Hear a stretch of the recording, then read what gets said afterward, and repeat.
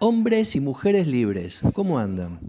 Espero generar polémica en este podcast, pero con el único sentido de contagiarles interés en revisar otras culturas para tomar lo bueno, hacer una autocrítica de la nuestra para entender lo malo y desmitificar ciertas verdades o falsedades que circulan por ahí sobre lo que es Oriente.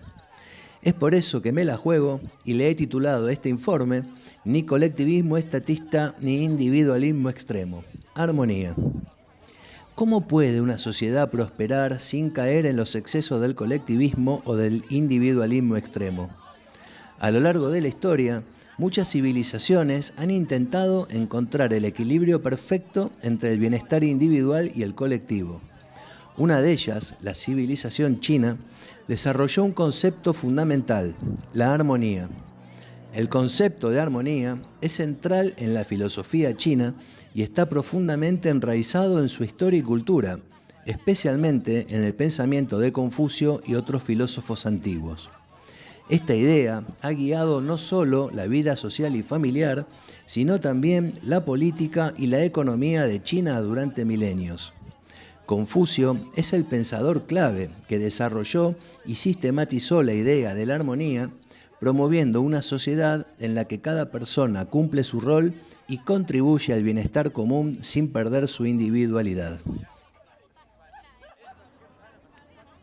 Confucio vivió en el siglo VI a.C.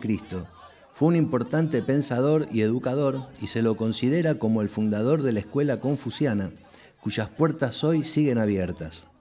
Tuvo una niñez difícil, a los 3 años falleció su padre, dejando a la familia en la pobreza, y a los 17 años pierde a su madre. Podemos decir que tuvo una adolescencia llena de penurias y tristezas, trabajando, por ejemplo, en graneros estatales y siendo pastor de cabras. Pese a todo, siempre mantuvo su voluntad puesta en el estudio. Años después, empezó a recorrer China dictando conferencias. Llegó a tener más de 3.000 discípulos, muchos de ellos también provenientes de familias pobres, rompiendo la tradición de que solo los hijos de familias nobles accedían a la educación. Muchas de las propuestas de este pensador conservan su valor en la actualidad. Enseñó que el caballero busca la armonía pero no la uniformidad, acentuando la importancia de reconocer las diferencias entre las personas y no utilizar un único criterio estándar para juzgarlas, pues consideraba que esta actitud permitiría alcanzar la total armonía y estabilidad en la sociedad. En el plano educativo, Confucio buscaba animar a sus discípulos para que reflexionasen por sí mismos, ya que consideraba importante utilizar un criterio propio para obtener una mejor comprensión en torno a la existencia. Sus enseñanzas fueron recogidas por sus discípulos y se encuentran en el libro conocido como las Analectas. El pensamiento de Confucio fue absorbido y desarrollado por generaciones posteriores. Se ha convertido en el mayor filósofo, maestro y pensador de toda la historia china y de fama mundial, y sus enseñanzas están siendo recogidas por las actuales generaciones de chinos que desean aplicarlas ahora a la realidad de un país en continuo crecimiento, desarrollo económico y explosión consumista. Recién en el siglo XVI, su pensamiento fue introducido en Europa gracias al jesuita Matteo Ricci. Confucio creía que el Estado debía servir al pueblo, por lo que los gobernantes tenían que cumplir las 5 virtudes confucianas, que son benevolencia, rectitud, decoro, sabiduría y responsabilidad. Decía que los campesinos debían ser buenos trabajadores y los nobles ser personas sensatas, todo ello apoyado sobre los 3 pilares morales básicos: obediencia a la autoridad, amistad sincera e igualitaria y respeto por la familia y los antepasados. La importancia e hincapié que se hizo sobre la educación desembocó en lo que hoy hay en China, un sistema de exámenes para funcionarios que exige a los candidatos que se preparen durante media vida para, una vez aprobarlos, conseguir un nombramiento en el gobierno. Los eruditos chinos aseguran que el confucianismo da una gran importancia a la armonía y a la colectividad, lo que garantiza la estabilidad social. De hecho, en la época actual, El confucianismo está experimentando un curioso resurgimiento debido a que los sectores más conservadores chinos reclaman una vuelta a los valores de respeto, generosidad y amor filial, ya que dicen que se corre peligro por el acelerado cambio social y económico, las modas occidentales, el materialismo, las nuevas tecnologías, el estrés laboral y el consumo desmesurado. El confucianismo es la escuela de pensamiento más antigua de Asia, pero hoy, en la práctica, se trata de una serie de recomendaciones morales, políticas, sociales y religiosas que apuntan a mejorar al ser humano en todos los ámbitos para lograr una sociedad armoniosa. Sin embargo, esta escuela milenaria fue negada durante el gobierno comunista de Mao. Confucio fue revaluado, ya que los principios sociales del comunismo contradecían con las enseñanzas confucianas, a tal punto que el gobierno comunista no solo llegó a ignorarlo, sino que lo planteó como una amenaza para la nación. ¿Te cuento una? Mirá lo que dijo Mao en 1974 en el Diario del Pueblo, periódico oficial del Partido Comunista. Dijo lo siguiente: aunque Confucio está muerto, su cadáver continúa emitiendo su pestilencia aún hoy. La influencia de su veneno está todavía muy extendida. Toma mate.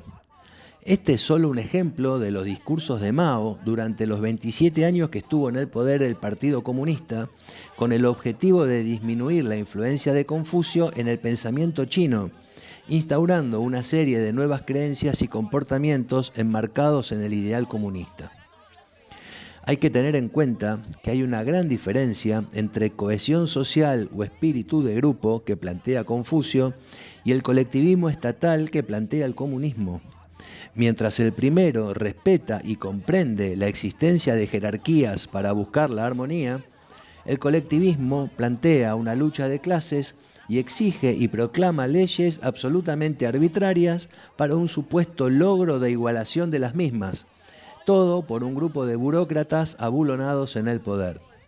De ahí se puede suponer por qué el comunismo de Mao en China invisibilizó a Confucio. Daniel Bell es un politólogo canadiense de 60 años de edad al momento de emitir este informe, catedrático y decano en distintas universidades chinas, estudioso al detalle de la política china, cuyo libro, El modelo de China, es el más apropiado para leer acerca de sus definiciones sobre este país. Prometo encontrar este libro. Dicen las críticas sobre el mismo que, por ejemplo, los occidentales tienen el defecto de dividir el mundo político en democracias buenas o en regímenes autoritarios malos, pero que el modelo político chino no encaja perfectamente en ninguna de las dos categorías. En las últimas 3 décadas, China ha desarrollado un sistema político que se puede describir mejor como meritocracia política. Preguntas para responder en la caja de comentarios de este video. ¿Cómo establecen los ideales de la meritocracia política el estándar para evaluar el progreso o el retroceso político en China? ¿Cómo puede China evitar las desventajas de la meritocracia política?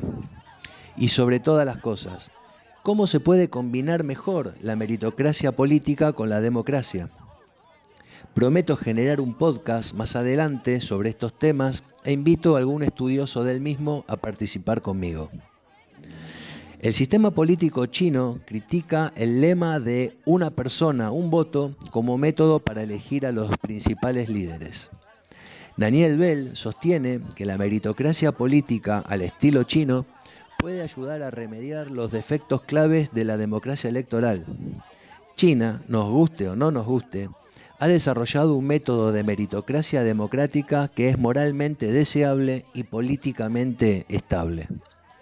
Bell resume el modelo chino de la siguiente manera: meritocracia en la cima, experimentación en el medio y democracia en la base.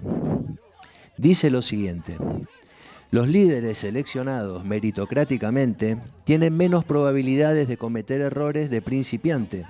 Incluso pueden participar en una planificación a largo plazo que considere a los intereses de las generaciones futuras y sin preocuparse por las próximas elecciones. Pueden también llevar a cabo experimentos en niveles más bajos del gobierno que pueden tardar muchos años en dar sus frutos, pero están seguros de que habrá estabilidad en la cima del poder. Entonces tendrán más tiempo para pensar en políticas sensatas en lugar de perder el tiempo recaudando fondos y dando discursos de campaña una y otra vez, todo para renovar sus bancas, que por ejemplo en Argentina, por dar un ejemplo, es cada 2 años, una verdadera locura. Es que meritocracia no es colectivismo ni anarcoliberalismo. Hace 5.000 años que los chinos toman exámenes de competencia para el servicio público. ¿Cuántos dirigentes políticos en Occidente, en la región o en nuestro país, tanto socialistas como liberales, pasarían el primer examen? Los chinos tienen razón al explicar que si la libertad es para que unos politiqueros supremamente ignorantes pero borrachos de poder hagan mierda a un país, entonces no prefieren esa libertad y tampoco quieren nuestra democracia.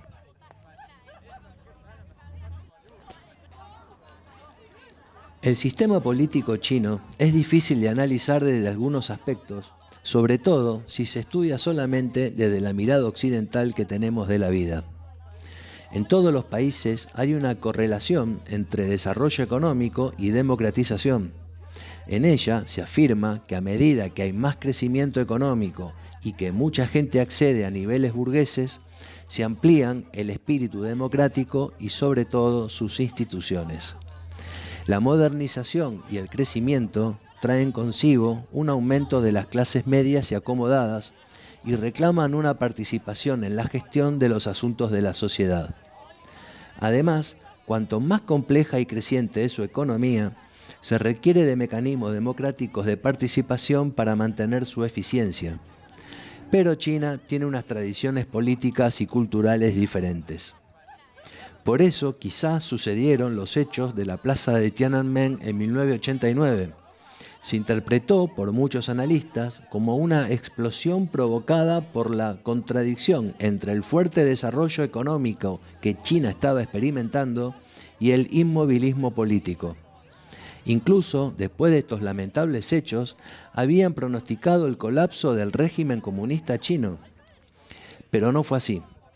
Hoy el Partido Comunista Chino no es un partido como los que existen en los países occidentales.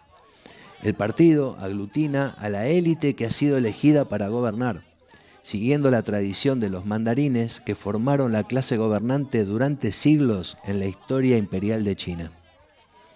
La teoría occidental sobre el sistema político de China hace agua casi por todos lados. Este país ha registrado un impresionante crecimiento económico y un gran aumento del nivel de vida de su población. Hoy es la clase media más grande del mundo. Sin embargo, el Partido Comunista sigue sólidamente asentado en el poder. Una vez recuerdo haber hecho un podcast similar hablando con el prestigioso periodista Jorge Castro acerca de este fenómeno. Y terminamos hablando sobre la legitimidad que tiene este sistema de gobierno en su población. ¿Qué me decís si te digo que el 92,8% de la población está satisfecha con el trabajo del gobierno y que de ese porcentaje el 37,6% se declara extremadamente satisfecha? Y la economía no solo crece, sino que evoluciona. Pasó de ser la gran fábrica del mundo a convertirse en una economía basada en el conocimiento y la tecnología. La sociedad china le atribuye estos progresos económicos a la solidificación de su poder político. Dos cuestiones se han puesto en la mesa de discusión en estos años por nuevos estudiosos que analizan el fenómeno chino. Uno es la importancia que tiene la cultura como determinante del sistema político. No por nada, Xi Jinping se ha encargado de realizar la imagen y las ideas de Confucio en todo el país, en la que habla de la armonía, la cohesión social, el respeto a las jerarquías y demás. Y la otra cuestión, y es a la que me voy a referir a continuación, es a la meritocracia como prioridad absoluta en todas las escalas sociales y políticas. Vuelvo a Daniel Bell, en donde en su libro El modelo chino, meritocracia política y los límites de la democracia, explica que los funcionarios de alto nivel deberían ser seleccionados y promovidos sobre la base de su competencia y virtud. Destaca cómo los dirigentes chinos deben acumular décadas de experiencia administrativa de diverso tipo antes de acceder a altos cargos del poder. Por ejemplo, en sus 40 años de carrera política, Xi Jinping tuvo 16 promociones a lo largo de su trayectoria. Daniel Bell termina argumentando con estos datos que el sistema político chino termina siendo el más competitivo que existe en el mundo hoy en día.